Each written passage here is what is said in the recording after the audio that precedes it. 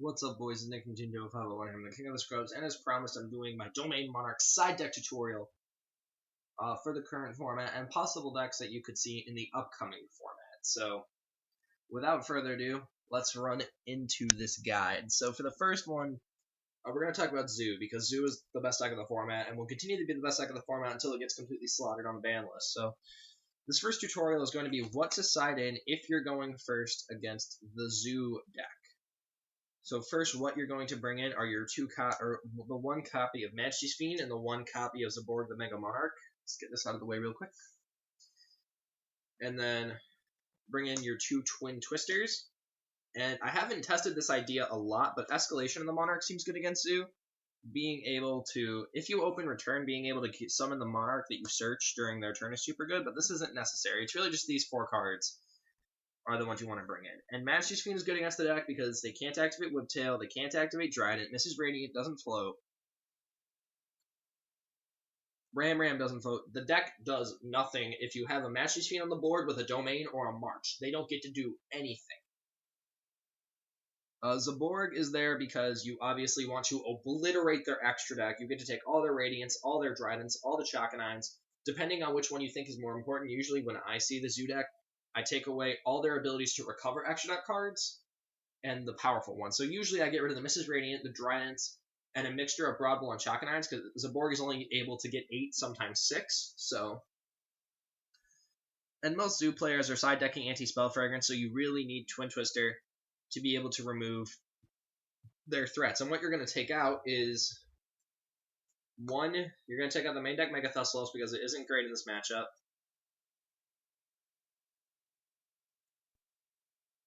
I like taking out Frostblast and Upstart against Zoo.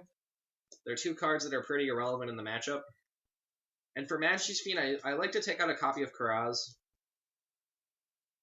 Or if you really wanted, you could maybe cut a copy of Prime, but I feel like Karaz is the better cut here, because this is much better than this is in the matchup. So these are the four that I would cut for these four if I'm on the play, or if I'm going first. Now, if I'm going second, the side deck options get a little wider, because if you're going second, you definitely want both copies of Ghost Ogre, the Max C, your Dark Holes, and your Soul Exchanges / enemy controllers. And this is where my side deck theory becomes prevalent, because you're still going to take out the same cards. You're going to take out Thessalos, Karaz, Frostblast, and Upstart.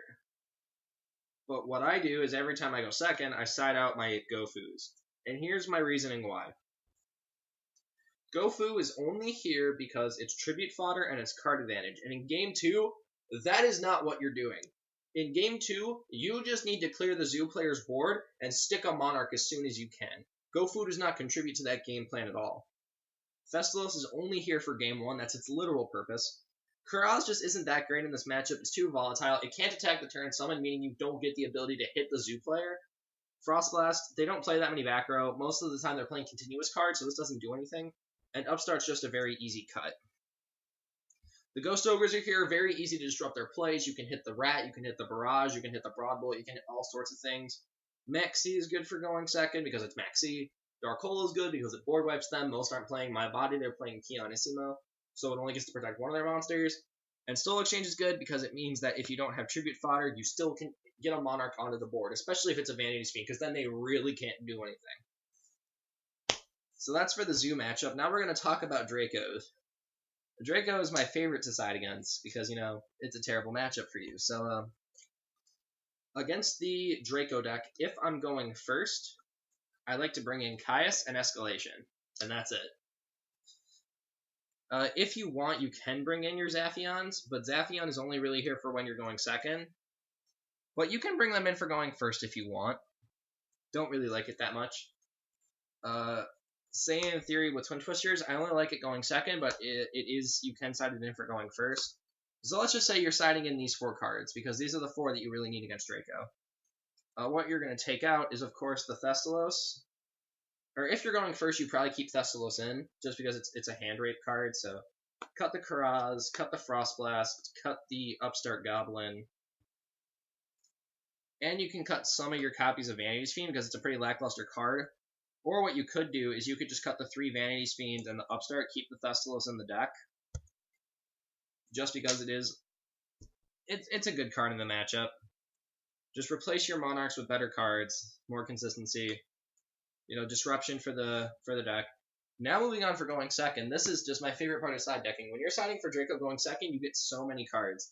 And you have so many flex locks because a lot of the cards in your deck are dead game 1. So obviously you side in all 3 copies of Zaphion. You want to see this card in your opening hand. Where did he go? Where did he come from? Where did he go? Where did he come from? God, no, side in the 2 Twin Twisters and the Caius. Escalation isn't as good here because it's a trap, so.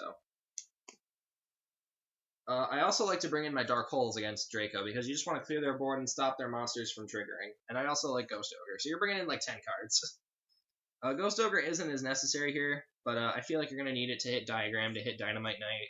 Sometimes you can hit a Masterpiece. So for this, you're going to cut the Upstart, cut all the Vanity's Fiends, Frost Blast, cut the Thestalos as well, all the Gofus, and either a copy of Karaz, or you could cut maybe a copy of Domain or a copy of Return, but I feel like Karaz is just the better cut here. So you have a lot of flexibility in your deck, clearly.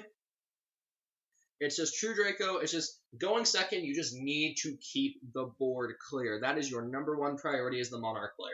Try to keep the board clear so you can stabilize the lock as early as possible to try to stop your opponent from playing.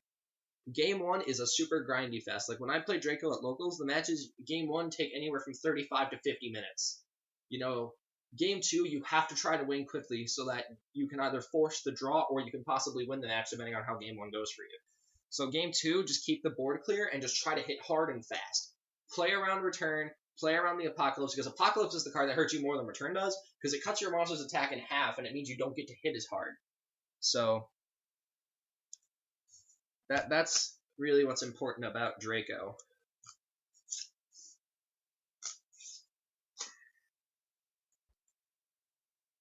Let's see, what else? For Trickstars, I haven't had the chance to play against Trickstars. All I know is Vanity's Fiend basically says they can't play, and Domain hurts them a lot, so I don't really have a side deck plan for that, because the deck isn't really that good. I haven't seen many results with it. All I've seen is a lot of Zoo and a lot of Draco, so. But we can talk about ABC really quick. That's really like the last deck I want to talk about. Really, Zoo and Draco are your most prevalent matchups, so that's what you're going to side against. But after the ban list, we never know what's going to be meta, so let's talk about Dinosaur. Let's talk about Dinosaur. That's the deck I was thinking of. If you're going first against the Dinosaur deck, you want to bring in Caius the Mega Monarch because it can banish all their stuff. Zaborg to hit their extra deck depending on if they're playing Denglong Turbo or not. Escalation so you can play on their turn when they go to summon Ultimate Conductor Tyranno. And Twin Twister, so you can hit Dragonic Diagram and the traps that they play in the side deck. Caius isn't that great. It's more of a going second card, but I mean, if you need the room in the main deck, you can bring it in, so. What you're going to decide for going first is you want to take out your Frost Blast because it doesn't do anything. You want to take out Upstart Goblin because it doesn't really do anything. It's your easiest flex slot. You take out a lot of the same cards in every matchup just because they are sort of flex slots.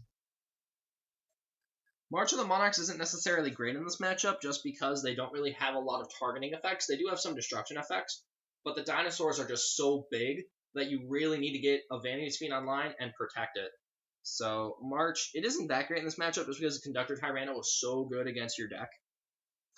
And then Thestalos because it's only here for game 1. I usually side out Thestalos every time because the Zaborg is just better. If you're going second against Dino, you bring in the Caius, you bring in Ogre and Maxi, you bring in Dark Holes, and you bring in your Soul Exchanges / Enemy Controller. So you're bringing in 8 cards. And you'll take out usually the same stuff. You take out the Thestalos, Upstart, Frost Blast, the Gofus. The last 2 slots are kind of iffy. You don't necessarily need Soul Exchange. But if you are going to bring it in, usually Karaz and March is what I would cut, just because the March doesn't matter as much in the matchup. Or if you want, instead of Soul Exchange, you could do Twin Twisters for these 2 cards. It doesn't really matter here. But it's really just 6 for 6 is the super important one. Like, these are the 6 cards you really want in your Dino matchup, just because this is good at clearing the board, this can stop them from playing, this can hit a critical combo piece, and Caius can bait out negation like 9 pillars, so that is really all that matters here. And that's about it for the side deck tutorial. Those are really like the main 3 decks of the format. The deck basically side decks the same for almost every matchup. Going first or second, you just have a lot of generically good cards. Anytime you're in a back row matchup, you want Zaphions for going first or second. Usually going second, usually going first, you can maintain the back row pretty easily with Erebus and Frostblast. But it's just, if you're going first, your goal is just to side in your like specialty, your versatility cards and try to stop them from playing. If you're going second, you just want to try to keep the board clear and use your Monarchs to your advantage and lock them out of the game. So,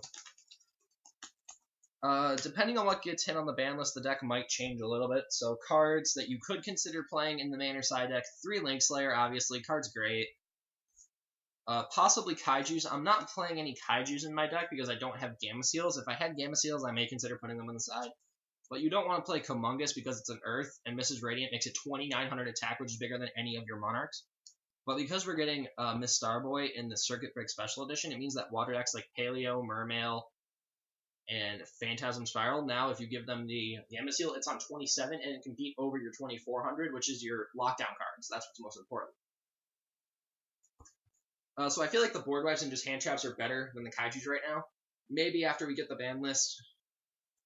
But the counter fairies are getting support, so Jinzo is actually an interesting card you can side, because they have Solemn Strike in their deck, and Zaphion can get negated by Solemn Strike. Sure, it's going to draw you a card, but you've wasted your normal summon, and the counter fairy deck hasn't lost anything, especially if they have an Ariadne or the Celestia girl, because then they get to plus. So Jinzo's really good, because it's just a continuous effect. They need to have a Dark Hole or Regeki. And if you have Jinzo March, it very rarely can beat that. So, and then the last card you can consider side decking is the Monarchs Erupt. It's basically a skill drain as long as you have a Tribute Summon monster. So, against most decks, you could do like a Vanity's Fiend plus a March of the Monarchs. So it means they can't special summon and all their effects are negated. So, like, sure, the same cards like Dark Hole Regeki are still going to kill it. But now they can't just like normal summon Snow, flip it face down, go off. Like, no, they can't do that. The effects are all negated. So, like, Rat Pier doesn't get to send anything. Thoroughblade doesn't get to loot. Just assuming they have a Vanity's Fiend. Like, so many things don't get to trigger. It's super good. So, depending on what is on the ban list, you might consider putting these cards in your side deck. Maybe there's other cards I'm missing. Let me know in the comment section down below. But that's my Domain Monarch side decking tutorial. Let me know if you have any interesting tech cards or what you would side in different matchups in the comment section down below. I think I've kind of mastered the side decking tutorial. You know, after playing this deck for as long as I have, it's really just about adapting to the format, knowing what your role is, and that's super important because some people think, oh, just game 2, you just lose because your opponent's going to make a board and you can't do anything. Sure, some games that happens, but otherwise, you really just, you need to know what you're doing. You need to know how to play around certain cards, especially what you see game 1. Knowledge is the most important thing you can use when playing a deck like this, because if you know how your deck works and how other decks works and your opponents don't, you can very easily get your way into a top 32 or top 16 of a regional. I'm talking about myself right here. That's besides the point. But knowledge is so important when it comes to side decking with a rogue deck like this. You need to know what your matchups are, what cards are good in certain matchups, and how to decide going first and second. Because going first is much different than going second with a deck like this, when you only have one linear game plan for your game 1. So there is that. But anyway, let me know what you guys think in the comment section down below. If you have any interesting side deck cards you like to play, anything that I may have missed, any matchups that you think the deck struggles with, let me know in the comment section down below. And that's about it. My name is Nick from Team Table 501. Thanks for watching, and get good, plebs. I'll see you next time.